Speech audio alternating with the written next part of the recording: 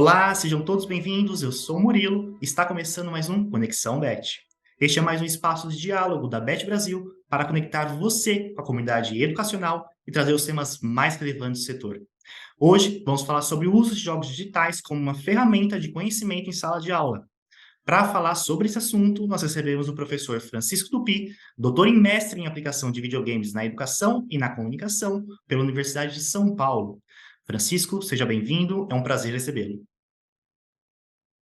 Olá, muito boa tarde. Quero agradecer o convite da Beth. Obrigado, Murilo. E vamos lá.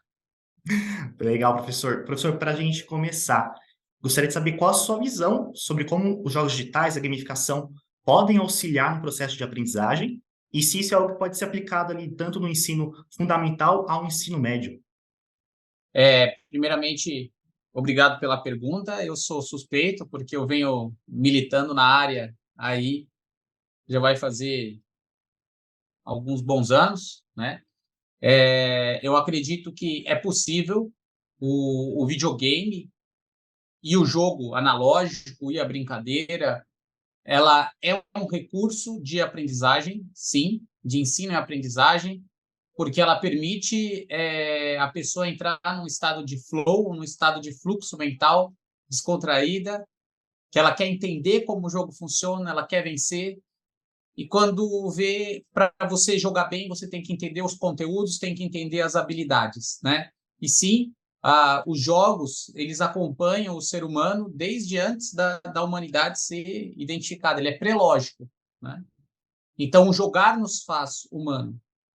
Então, você tem diversas formas, diversos tipos de jogos e lúdicos, sejam para crianças, sejam para ensino fundamental um, 2, médio, ensino superior, e até na terapia ocupacional, em casas de longa permanência para idosos, o jogo é algo importante num quesito da sociabilidade, né?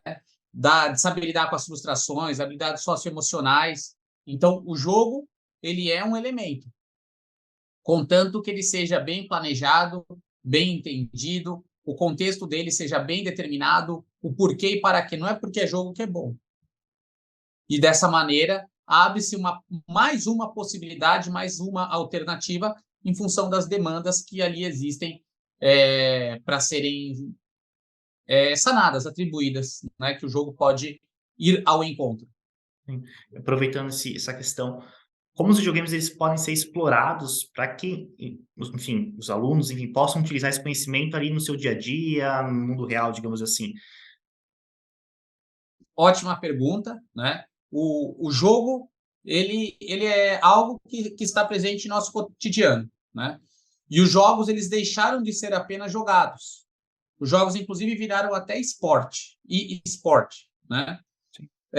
O jogo, na minha visão, o videogame, ele é um construto, uma instituição multidisciplinar, né? Então, tem várias disciplinas que fazem parte dele. Então, você tem desde a lógica, da matemática, você tem a parte do direito, você tem a parte do marketing, você tem a parte do design, você tem a própria parte do assunto, da notícia, da economia. Então, ele pode, desde uma redação até uma atividade relacionada à artes, uma atividade que fale da Guerra Fria, onde os jogos, os simuladores, o avanço tecnológico.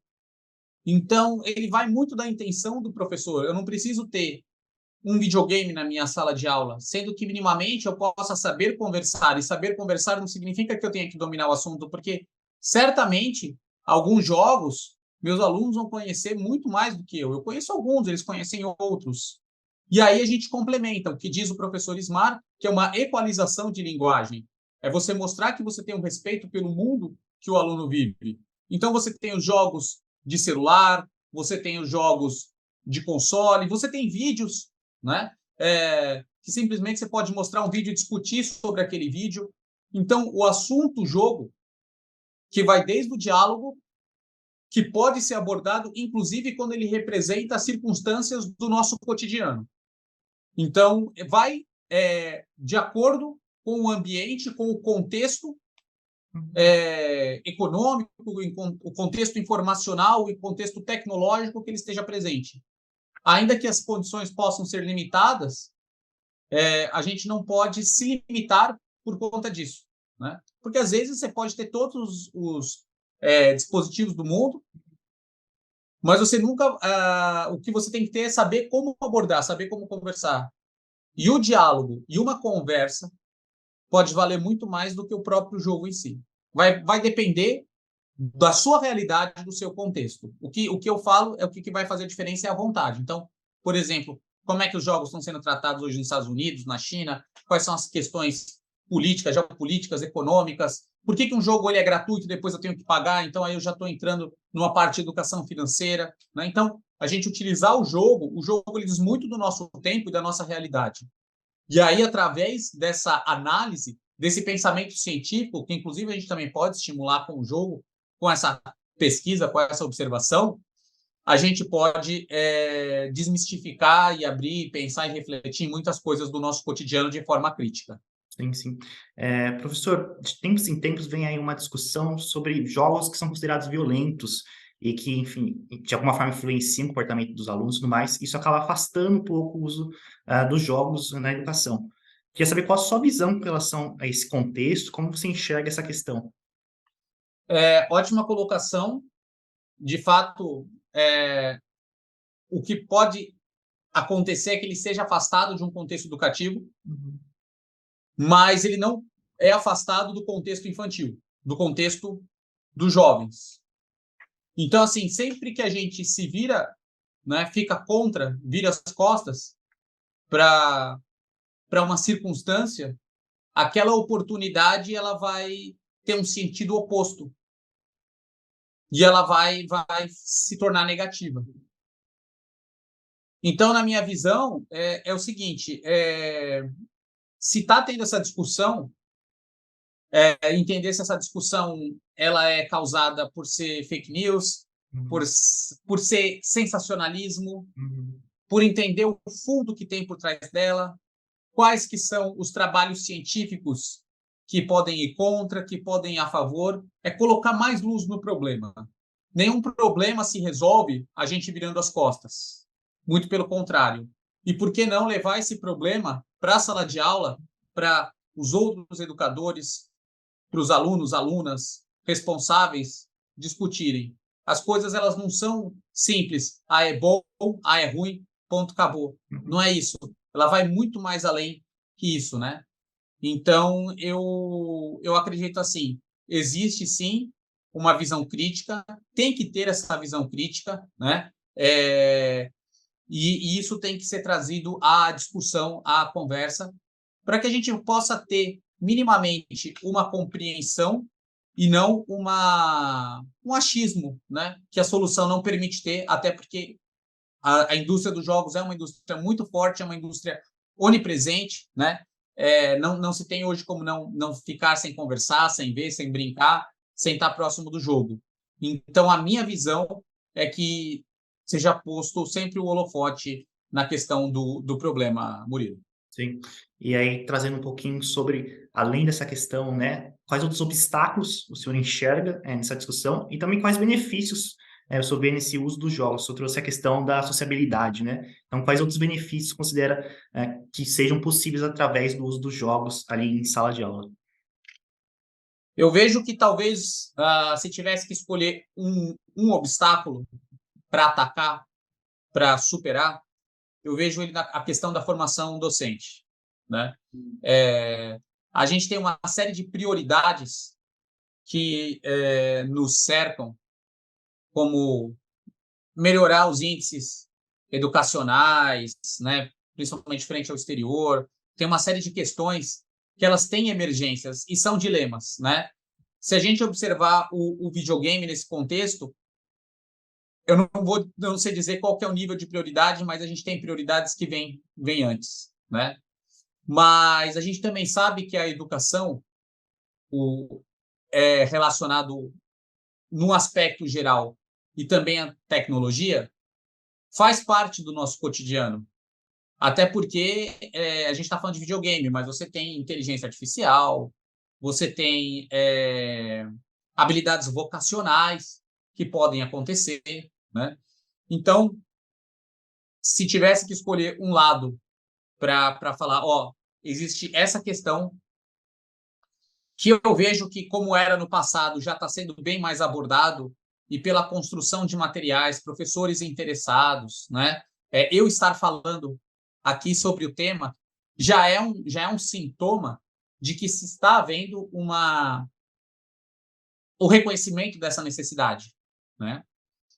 E se a gente for ver os aspectos positivos, tem o lado social, as habilidades socioemocionais. Existe um autor norte-americano chamado Tony Wagner, que fala da Creating Innovators, né? Criando inovadores, a pedagogia da inovação. Muitos dos pilares que ele fala, o jogo ele traz. Então, os 3Ps, Play, Passion e Purpose, né? Começa com uma brincadeira, vira uma paixão e depois vira um propósito. O jogo ele traz desequilíbrio cognitivo, seja pelo tema, seja pelo conteúdo tecnológico, né? Porque o jogo ele é fascinante, ele é bem feito, ele é a ponta de lança da indústria do entretenimento, né? Então você tem notícias sobre jogos, você tem moda sobre jogos, você tem brinquedos de jogos, né? Mas basicamente é isso, a relação de ter uma mediação desse conteúdo que possa ser direcionado, seja para um conteúdo acadêmico regular, seja para conteúdos transversais, que os jogos cada vez mais abordam, existem linhas de jogos específicos que abordam isso, sejam questões ligadas à parte vocacional, uma programação, uma modelagem, um desenho, um design, né? Então, assim, a gente tem um amplo espectro de possibilidades que possam ser aproveitadas, mas é aquilo que eu digo, contanto que o educador, a educadora, né, os professores, eles consigam contemplar isso nas demandas e, de certa forma, trazer isso frente à mediação que eles fazem, seja em relação a um aluno, seja em relação a uma sala, seja em relação a uma instituição. Então, é ter este conhecimento e buscar a intersecção em relação à realidade e ao interesse. Tudo uma questão da forma como nós utilizamos, né, professor? Perfeito. Agora, eu queria falar especificamente do jogo Minecraft, professor. Como que foi para você participar desse projeto, A Terra Não Minerável, que criou ali um mapa no jogo com o objetivo de conscientizar sobre a preservação de terras indígenas, e como esse projeto vai ser levado aqui para os alunos aqui no Brasil? Gostaria que o senhor falasse um pouquinho sobre essa iniciativa. Obrigado pela pergunta. A gente sabe que o Minecraft ele já existe há alguns anos e ele é o exemplo do que a gente está conversando. Ele é uma revolução não só na área de jogo, mas ele é uma revolução na área cultural. Ele ensinou, ele mostrou que os jogos eles servem para serem assistidos além de jogados. E o que acontece é o seguinte, né Murilo? Foi um desafio quando eu fui procurado pela agência, pela UMAP, para fazer um Minecraft não Mine, né? Não. E aí a ideia foi que a gente descobriu um jeito, né? Ou seja, sempre aprendendo. Ele é um metaverso educacional, ou seja, ele é um mundo digital que leva em consideração questões como uma informação eu posso ler em um livro, eu posso assistir em um filme e eu posso interagir em um jogo. Então, considerando que o jogo ele pode ser um desequilíbrio cognitivo, foi traduzir elementos da cultura indígena brasileira e os dilemas e os problemas que a cultura, né, que os povos tradicionais estão passando em relação à mineração. Então, para mostrar ali na prática o que o jogo ele permite. Se você quiser que eu compartilhe a tela, eu posso mostrar. Não sei se dá um tchananãs aí, dá uma coisa legal. Se quiser, fica à vontade, professor. Então, 1 minuto. Ah, não, que é isso? Vamos fazer uma coisa. E a gente Tá percebe. vendo? Pode falar. Desculpa. Pode falar. Te interrompi, perdão, pode falar. Não, é que a gente percebe que o Minecraft é um sucesso, assim, que a gente vê desde crianças jogando, adolescentes jogando. Então acaba sendo uma outra forma de atingir esse núcleo, né? E conscientizar desde pequeno as pessoas sobre questões tão importantes como a que o senhor vem tratando agora, a questão de terras indígenas, né? O Minecraft hoje, ele é o jogo, ele é o software educacional mais jogado do mundo. Olha aí. Né? É uma alegria muito grande poder ter participado desse projeto, né? Eu venho há anos militando nessa relação. Eu lembro que em 2020, na pandemia, eu adaptei minhas aulas do PowerPoint para o Minecraft e o presidente da Microsoft, o Satya Nadella, elegeu as três principais iniciativas na área da saúde, da educação, e essa foi uma das iniciativas escolhidas, né?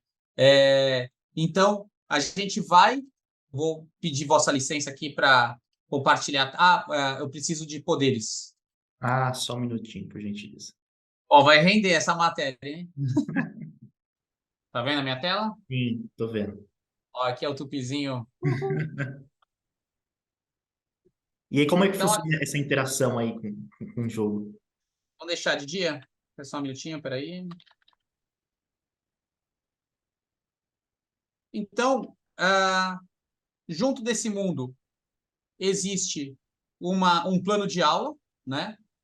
Existe o site, você perguntou das escolas, e esse site ele está no terranãominerável.com, e nesse site tem um plano de aula para que o professor seja inspirado a fazer essa aula. Ó, e aqui, ó, o que acontece? Ó, o chão não quebra. Olha. Então, o que vai acontecendo? O aluno, né, o professor, ele pode jogar com a sala inteira, o aluno pode visitar aqui, ele vai conversando. Então, o que a gente fez? A gente criou um processo de design instrucional no qual o conhecimento que precisava ser dialogado, mostrado, foi posto aqui, né? Então, aqui explica o que é a terra não minerável, né? Quais são os impactos, né? Aqui tem atividades que são sugeridas para os alunos fazerem, né? Tem outras informações. Então, a gente criou aqui uma floresta encantada, né? Ó. Aqui vai ter uma relação com a água. Então, por exemplo, a hora que eu clico aqui, vai ter um link que vai me direcionar para um site, então acaba virando um hipertexto, né? Então, a gente se baseia em alguns princípios e pesquisas, né? Como a literatura ergódica, ou seja, a literatura que é baseada na perícia, né? E aqui a gente vai andando, ó. A gente vai passeando, vai conhecendo, né? Tem um caminho, mas se quiser sair do caminho, se tentar quebrar o chão, não vai conseguir, porque é um chão não minerável, né? Vou vir aqui, ó. Aí aqui vai falar sobre a OCA, a moradia. Aí o guia vai contar como que é essa casa coletiva. Aqui está explicando o que é, né? Já traz um nome relacionado à cultura chamado chapono, né? Aqui tem as redes. Que mais? Então, são diversos elementos dessa cultura, né? Que a gente representou. Tem os acampamentos indígenas que ficam longe, né? Várias coisas quando a gente faz, a gente aprende. Aqui tem uma roça, tem uma a explicação de como é o plantio de terras, né? E me perdi. Não, Ó, aqui que é uma roça que ela é integrada com a floresta, né? Aí só para dar um overview para concluir aqui, ó. Aí tem uma onça pintada. Sempre vai ter os robozinhos ali com as uhum. atividades, tem umas oncinhas, tem esses pássaros, tem ali um mapa do Brasil, que já é uma atividade para identificar os territórios indígenas, né, dos povos tradicionais. Aqui tem um acampamento, que aí conta como é que funcionam os acampamentos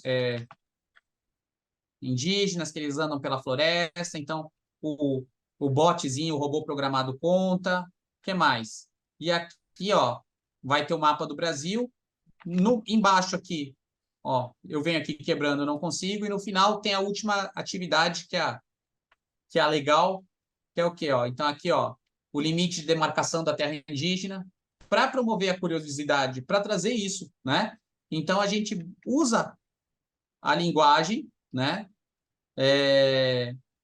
De um jeito favorável, né? Então, aqui tem essas araras vermelhas, e aí a arara vai dar uma missão. Ó, tem que andar. Que aqui é uma terra que foi minerada e foi destruída. Nossa. E aí tem que ser reflorestada, né? Então, aqui o fogo de mercúrio, né? A destruição, a degradação, enfim, esse aqui é o mundo. Nossa, super interessante, educativo, né, professor? Queria saber como está a aceitação dos professores com o jogo. Imagine que os alunos sejam um sucesso, mas com relação ao uso dos professores em sala de aula, como você tem visto essa aceitação, entre aspas, digamos assim? O projeto foi lançado agora no Dia dos Povos Tradicionais, né, dos povos indígenas. A gente está recebendo bastante, né, mensagem dos professores das escolas Uhum. para implantar, para ter esse mundo na sala de aula. E sempre que a gente conversa com alguém que teve a oportunidade tanto de ver o mundo, né, de ver o plano de aula, hoje mesmo eu tive a oportunidade de conversar com um professor, um amigo meu, e ele achou super legal, super bacana. Ele estava me contando as possibilidades de ensino, porque o que acontece? Quando a gente faz um material, pode ser um livro, pode ser um metaverso como esse, ele tem que respeitar as particularidades de cada local, cada escola, né? E o mais legal também é o que é descoberto, né? Porque às vezes uma criança pega aqui com o olhar lúdico de estar acostumada a brincar com um mundo como esse e enxerga outras coisas e compartilha, né? Então está sendo uma experiência muito legal de troca, de aprendizado, né? Que a gente está conseguindo desenvolver com este conteúdo que é de uma importância assim muito grande, né? Não só para nós brasileiros, né? Mas primeiro para os povos tradicionais, povo brasileiro e também para a humanidade de uma forma geral, né? Sim, e acaba também sendo uma forma de engajar esses alunos, né? De acompanhar essas transformações que vem acontecendo na educação nos últimos anos. Hoje a gente fala muito de chat GPT, enfim.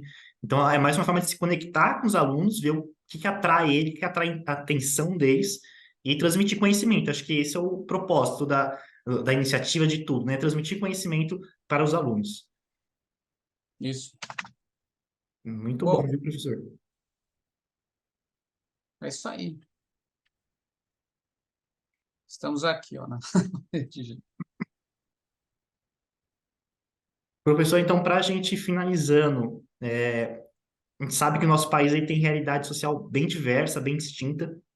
Então, eu gostaria de saber como você avalia a introdução da gamificação no currículo ali escolar nos próximos anos. Se é uma coisa possível, como você enxerga esse cenário aí a longo prazo? Existem gamificações e gamificações. Existem gamificações que podem ser feitas de formas analógicas. Existem gamificações que podem ser feitas de formas digitais, sem muitos recursos, né? O mundo, de certa forma, ele está se gamificando. Por quê? Porque uma coisa é eu ler um texto, eu acessar um site, eu acessar um software, e eu preciso de engajamento. E aí, através da educação, a educação abordando a gamificação dentro do contexto de aula, é inclusive um letramento, né? Uma forma na qual vai ser exposto, vai ser discutido, vai ser aberto para que se entenda esse mundo que seja que a gente viva e que a gente conviva. Sim. Então, sim, é um tema necessário. Como você falou, tem que ser respeitadas, né, essas limitações, mas existem uma série de possibilidades que, que levam em consideração as dificuldades. Quando comentam dessas dificuldades, desses problemas, eu gosto muito de dar o exemplo de um campo de refugiados do Quênia, no qual eu sou professor, e hoje já existe computadores, existe uma série de questões, mas que a gente começou a fazer jogo com pedras. Olha. Então a gente se adapta, a gente busca a realidade que a gente tem. Hoje todo mundo, ou quase todo mundo, um celular é próximo. Óbvio que a gente viu na pandemia famílias que tinham um celular, precisava se dividir e tudo mais, mas existem ferramentas, existem veículos, existem formas de comunicação que podem permitir aproximar essa questão da, da tecnologia, da gamificação, do discurso, do diálogo na sala de aula. A questão é o que eu falo, a inovação ela parte de dentro para fora. Então, a gente tem que ver as coisas, a gente tem que entender e tem que contextualizar na nossa realidade. Sim. Não, professor, bem bacana o projeto, bem bacana. Infelizmente a gente vai ficando por aqui. Seria ficar muito mais aqui conversando e até jogando um pouquinho, testando um pouquinho. Quero te agradecer muito, Francisco, por ter aceitado esse bate-papo, aceitado o nosso convite. Foi um prazer recebê-lo aqui hoje, viu? Quero agradecer e a gente se vê na Bet, né? Com certeza, Francisco. Obrigado, viu? O Conexão Bet está disponível no YouTube e nas principais plataformas de áudio. Você também pode acompanhar todas as nossas novidades nas nossas redes sociais, @BetBrasil. É isso, nós vamos ficando por aqui. Muito obrigado pela audiência e até a próxima.